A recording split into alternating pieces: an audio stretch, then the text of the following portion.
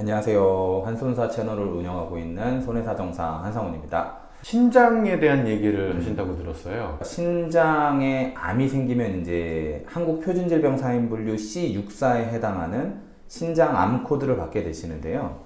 신장에서는 대표적으로 두 가지의 분쟁이 가능해요. 발생하는 조직학적 형태에 따라서 경계성으로 볼 것이냐, 악성으로 볼 것이냐 라는 분쟁이 한 가지가 있고요.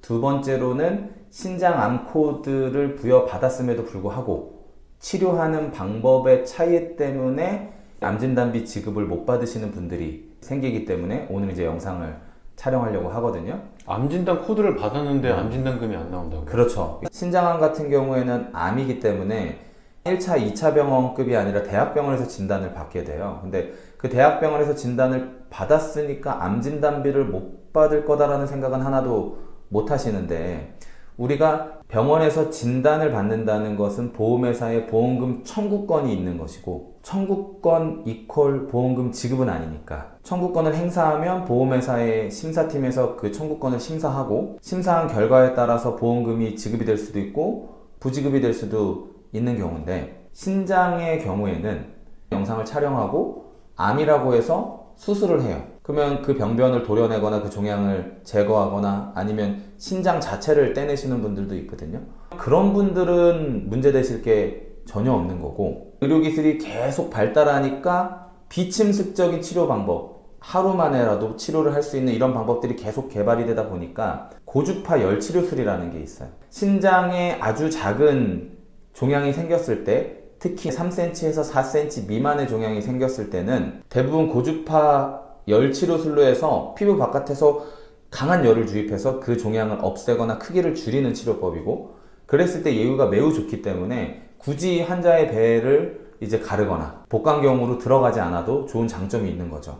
고주파 수술이면 이거 갑상선에서 많이 하는 거예요? 아, 맞아요. 신장도 똑같이 이제 그 치료로 좋은 효과를 기대해 볼 수가 있는 거죠. 의사분들께서 이 환자 돈을 받게 해주려고 내가 침습 치료를 해야 되겠다 이러지는 않잖아요. 환자한테 가장 좋은 방법을 통해서 치료를 하시는데, 환자의 예후에 따라서 열치료술을 하시는 분들이 있고요. 두 번째로는 환자가 내과적인 질환들이 너무 많아요. 수술하다 혹시라도 잘못될 수 있으니까. 아니면 환자가 본인이 거부를 하거나, 이런 경우들이 이제 그런 치료법의 대상이시긴 한데, 약관으로 돌아와서 보험 약관에서 암을 어떻게 규정하고 있는지를 저희들이 봐야 되는데, 신장암 C64 코드는 우리가 악성신생물 분류표라고 해가지고 이런 코드를 받아야 암입니다 라고 하는 거에 들어가 있죠. 고해감이나 뭐 특정암 이런 건 아니고 그냥 일반암 진단비 분류 코드에 들어가 있죠. 당연히 그거 보고 일반 그 소비자분들은 내가 암 진단비 지급 대상이구나 라고 생각을 하실 텐데, 암의 진단 확정, 이 진단 확정을 어떻게 하겠다라는 부분을 들어가서 보면 이제 얘기가 달라지는 거죠. 첫 번째로 암 진단에 대한 확정에 대한 그 약관 그 분류가 여러 차례 조금 변경이 있었어요. 그렇지만 그 내용이 거의 대동소이한데, 첫 번째로 병리학적 진단이 되어야 된다예요.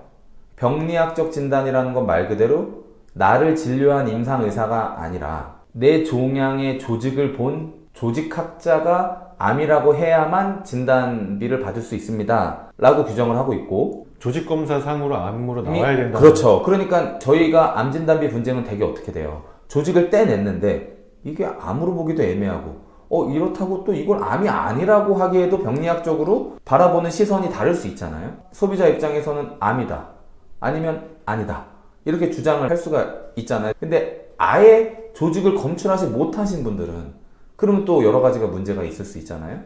첫 번째로 병리학 진단이 나와야 된다. 병리학 진단을 못했을 때 임상학적 진단이 가능하다. 암보험약관에 어떻게 되어 있냐면, 환자가 사망하여 병리학적 진단이 불가능할 때에는 암으로 치료받고 있음을 인정할 만한 문서화된 기록, 이렇게 돼 있어요. 결국은 병리학적 진단을 받아야 되는데, 병리학적 진단이 아닌 경우에는 어떤 게 조건이 되어야 돼요? 사망이 조건이 되어야 돼요. 의학기술은 계속 발전을 하는데 사망으로만 한정하고 있으니까 소비자분들이 이건 말이 안 되잖아 인 거고, 우리가 뇌종양을 한번 예로 들어보자고요. 뇌는 우리가 위나 대장처럼 쉽게 열었다 닫았다 할 수 있는 데가 아니니까 영상을 통해서 암이 확인이 됐어요. 그런데 발생한 부위가 너무 위험한 부위, 환자가 사망하거나 장애가 100% 예상되는 경우라면 자기가 몸을 건강한 채로 가장 오래 쓸 수 있는 만큼 써야 되겠죠. 계속 경과관찰만 하지 수술을 해서 조직을 검출하진 않거든요. 그런 사람들은 사망은 안 했는데 머릿속에 암은 있고, 약관에 따라서 봤을 때 너는 병리학적으로 확진이 안 나왔으니까 우린 돈을 못 줘, 임상학적 진단이야 라고 얘기해도 사망해야 되잖아, 이렇게 돼버리는 거예요. 그래서 사망에 대한 조건이 완화가 돼가지고 다시 약관을 보면 병리학적 진단이 불가능한 때 이렇게 되어 있어요. 신장암에 대해서 고주파 절제술을 하시는 분들은 병리학적 진단이 불가능한 때로 해석을 해야 되나요?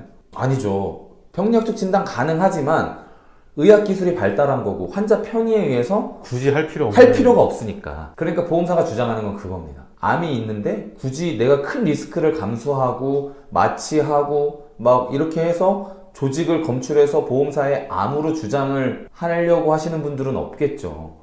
의사가 크기가 작지만 단순히 경과관찰을 하는 것보다는 지금 당장 그 병변에 대한 직접적인 치료를 해야 되고, 가장 유용한 방법은 비침습적 치료 중에 고주파 열치료술이 있다 라고 얘기를 하니까 그걸 받고 진행을 하는 거잖아요.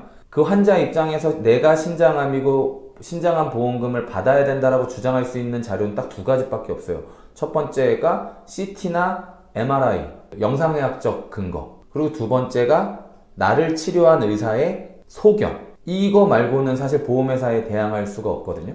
증명할 수가 없는 거네요. 그렇죠. 그러니까 이게 정말 암인지 아닌지 알 수가 없는 거고, 의사도 신이 아닌 이상 확답할 수는 없겠죠. 그럼에도 불구하고 의사가 왜 진단에 신장암이라고 코드를 하느냐, 이거에 저희가 주안점을 둬야 되는데, 신장암 진단받으시는 모든 분들이 분쟁이 된다? 아니다. 전통적인 수술 방법을 통해서 병변을 제거해서 신장암 코드가 나오신 분들은 문제되실 것이 없고, 신의료기술에 의해서 종양 크기가 적고 그 조직 검사를 못 하시는 분들, 또는 제가 말씀드리고자 하는 건 이건데, 열치료술을 하시기 전에 조직 검사의 일종인 미세바늘 흡입 검사라는 게 있어요.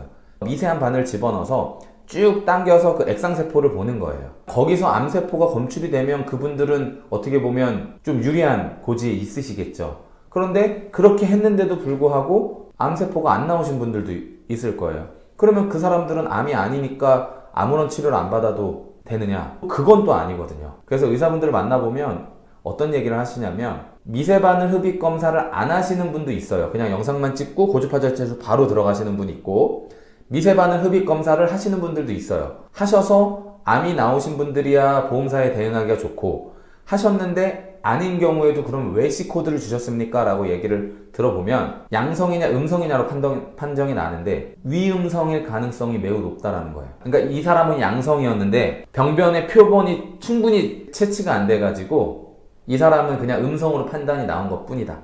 연구 결과에 의하면 음성 환자들을 다시금 보면 양성이었던 확률이 40% 이상 된대요. 그러니까 음성이 나와도 그걸 믿을 수가 있다 없다? 없다. 그러니까 의사들 입장에서 할 필요가 없다로 가버리는 거예요. 그러니까 대부분 고주파 절제술 열치료술 하신 분들은 미세바늘 흡입 검사를 안 하죠. 그러면 말 그대로 보험회사의 조직 검사, 뭐 병리학적 검사 이런 걸 제시할 수 있는 게 아무것도 없네요. 없죠. 그러면 이제 다시금 약관으로 우리가 돌아와야 되는데, 사망한 경우로 구분하고 있는 경우가 있고 병리학적 진단을 하지 못한 경우로 구분하고 있는 게 있어요. 사망한 경우로 조건을 하고 있는 회사도 무조건 사망 안 했으니까 임상학적 진단 받아들이기 어렵다라고 하진 않을 거예요. 그래서 그건 걱정 안 하셔도 되는데, 정말 임상학적으로도 내가 암으로 볼 수 있는지를 먼저 체킹을 하셔야 되잖아요. 첫 번째가 영상의학과 판독지, 두 번째가 임상의사의 소견인데, 임상의사의 소견은 의사가 자기가 진단을 내렸으니 소견을 잘 써주시겠죠. 자기가 왜 이렇게 암의 진단을 내리게 됐는지. 제가 보고 있는 건 두 번째 그 영상의학과 판독이에요. 영상의학과에서 그 MRI나 CT를 찍고 그 영상을 보고 임상과 선생님한테 우리는 영상을 보고 이렇게 판독했습니다 라는 판독 보고서거든요. 근데 거기에서 판독을 신장암입니다 라고 하거나 아니면 그냥 RCC 이렇게 들어가 있으면 너무 좋은데, 룰아웃이라던가 서제스티브, 서스피셔스, 이거는 말 그대로 방사선과 선생님의 판독하는 스타일일 수도 있고 정말 의심이 돼서 그럴 수도 있는 거거든요.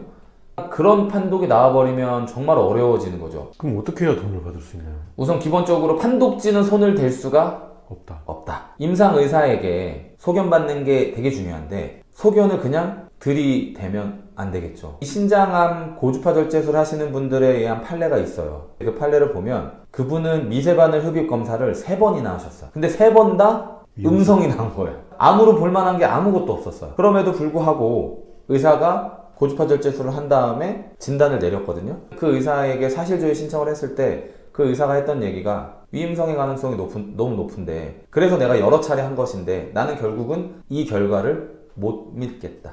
그 흡입검사. 네, 흡입검사를 못 믿겠다. 그렇다고 그러면 이걸 믿고 놔뒀을 때는 몇 개월 뒤마다 이제 영상을 찍을 거 아니에요. 그럼 그때 퍼져가지고 있으면 그때 비로소야 암이라고 인정을 하는 건 너무 바보 같은 일이라 이거인 거죠. 그러니까 나는 진단을 병리학적으로 보고 최종 진단 내가 내린 거고 이 사람은 암 환자가 맞다. 근데 그게 법원에서 받아들이게 된 계기가 뭐냐면 조직검사를 했는데도 불구하고 음성이 나왔어요. 신장암이 아니다가 아니라 법원에서는 이 검사를 했음에도 불구하고 진단을 못 내리는 경우니까 이건 병리학적 진단이 불가능하다.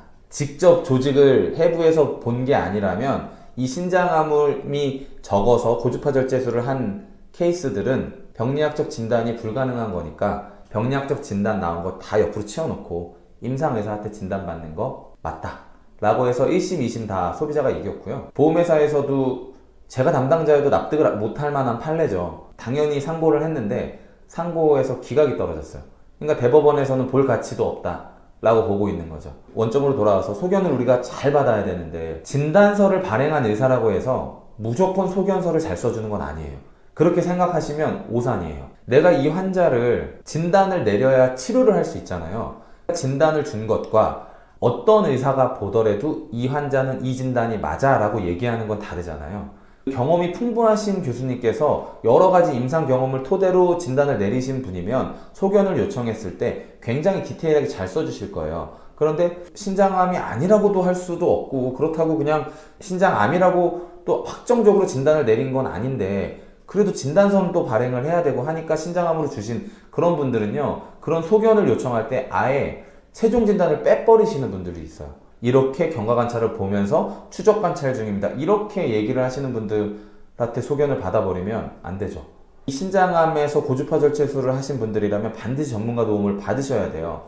의사분한테 소견을 받을 때는 반드시 yes, yes, yes가 나오게 해야 돼요. 소견서를 받을 때 아무런 의학적인 지식 없이 선생님 소견서 써주세요 해버리면 소견서 내용이 안 좋으면요 차트에 기재가 될 거고 그럼 보험회사에서 나중에 심사가 나왔을 때 그 내용 다 떼갈 거 아닙니까? 내가 이걸 숨길 수가 없게 돼버리는 거예요. 싸울 수 있는 한 텀을 보험사에 주는 거나 마찬가지이기 때문에 소견서를 받아야 되는 상황이라면 반드시 전문가 도움을 받으셔야 되고 소견서를 받아야 되는 상황이라면 보험사가 뭘 요구할까요? 이 의사가 신장암이라고 했으니 다른 의사도 신장암이라고 하면 드릴게요. 이제 이렇게 되는 거잖아요. 의료자문에 동의를 하시면 안 되죠. 신장암이 아니라고 의료자문 회신이 나오진 않을 거예요. 신장암일 수도 있다. 아닐 수도 있다. 그러니까 판단을 보류해야 된다. 이런저런 얘기들로 해서 보험금 부지급이 되고 있는 실정이죠. 그러니 오늘 요약해서 좀 다시 말씀드리면 신장암 환자분들 중에서 수술을 하셔서 실제 조직을 검출하신 분들이라면 문제되실 게 없고 고주파 열치료술이나 복강경으로 해서 이제 냉동요법을 하시는 분이 있어요. 그런 분들은 조직을 검출하실 수가 없으니까 임상학적인 진단에 기대를 하시는 건데 그런 분들은 보험회사가 보험금을 지급하지 않으려고 하고 미세바늘 흡입 검사를 하시는 분이 있고 또 안 하시는 분이 있기 때문에 그런 내용들을 종합해서 소견을 받고 의학적으로 법률적으로 보험사에 대응을 하셔야 보험금 지급 확률이 매우 높아질 수가 있다. 신장암 진단을 받으시고 고주파절제술을 하신 분들이라면 청구 전에 무조건 전문가를 찾는 게 낫겠네요. 그렇죠. 100%죠. 고객분들은 사실 그거 판단하기가 어렵고 설계사분들이 내가 담당하는 고객분들이 신장암에 걸리셨는데 그 조직을 검출할 수 없는 치료를 만약에 시행을 했다 하면 설계사분들이 먼저 알고 수습시키고 전문가를 찾는 방법으로 가야겠네요. 그렇죠. 자기가 관리해 주시는 그 고객분들이 큰 질병에 걸렸을 때 무언가 도와주시려고 막 해서 지금 있는 청구권을 빨리빨리 해서 이렇게 고객분한테 돈이라도 받게 해주시려고 열심히 하시는 건 알겠는데 청구 계획을 짜는 게 첫 번째 그래서 언제 청구하느냐, 어떤 근거를 갖고 청구할 거냐, 어디부터 청구할 거냐, 이런 것들에 대한 계획을 짜서 들어가는 게 이제 고객분의 보험금 지급 확률을 매우 높이는 거기 때문에 신장암이 꼭 아니더라도 중대질환 치료를 받고 있다, 이렇게 진단이 나왔다라고 하시면 절대로 실비 청구하지 말라고 얘기를 하시고 모든 자료들을 보고 천천히 청구 선택을 하시는 게 좋아요. 특히나 신장암 같은 경우는 수술할 게 아니라면 영상만으로 진단이 나오는 거잖아요. 그러면 그 영상을 들고 이 병원 저 병원을 의사들 진료를 받다 보면 어느 병원 의사는 확정적으로 얘기하는 의사가 있을 거고 어디 병원 의사는 조금 더 지켜봐야 된다라고 얘기하는 의사가 있을 수 있기 때문에 신이 아닌 이상 그 종양이 암이다 아니다라고 얘기할 수 있는 의사는 없기 때문에 자기에게 유리한 의사한테 진료를 받고 청구권을 행사하시는 것이 훨씬 좋죠.